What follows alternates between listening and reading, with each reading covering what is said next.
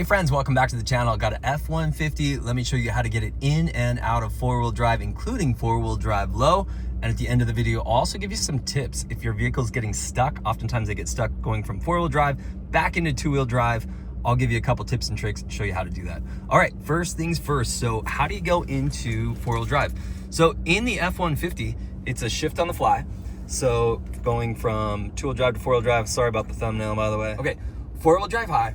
And it lets you know right here it's engaged. If it's blinking, that means that it has not engaged yet. It's trying to engage. Once it stops blinking and it's solid like this right here, you're officially in four-wheel drive.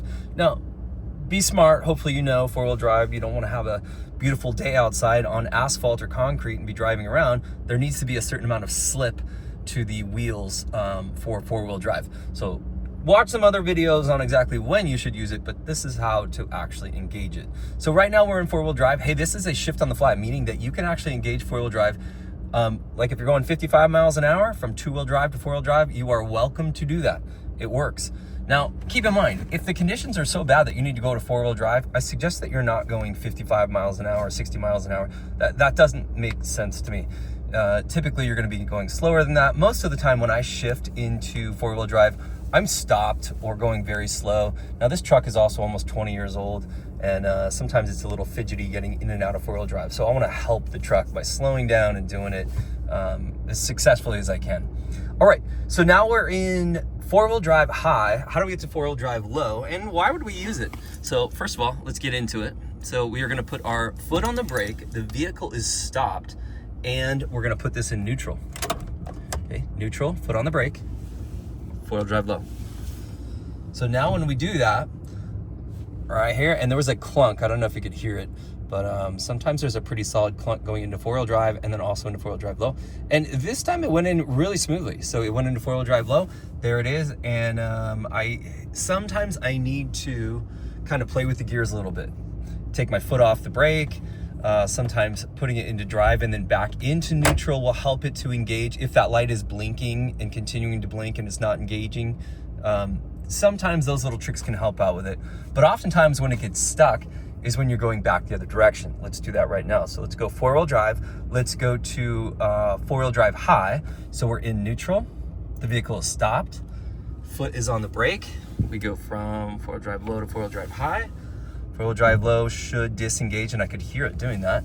And then automatically it's gonna go into four-wheel drive high. It is not blinking, it's solid, so that means we're officially in four-wheel drive high. How do we get out of that?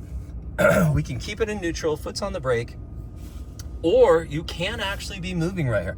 So let's say you're going 30 miles an hour and you wanna go into two-wheel drive. You can do that too, but just for this purpose, I'm parked. So let's click it back over to two-wheel drive high. And it shifted out very easily on that one. So this vehicle is doing pretty well right now for me, but oftentimes that's where it gets stuck, is when it's in four-wheel drive high. I push this button back to four-wheel drive to two-wheel drive, and this just blinks and it sits there blinking. If that happens and it's having a tough time disengaging the four-wheel drive, here's a few things you can do. First of all, be stopped on the side of the road. You've got it in neutral. Try going down into drive. Let your foot off the brake, let the truck roll forward just a little bit.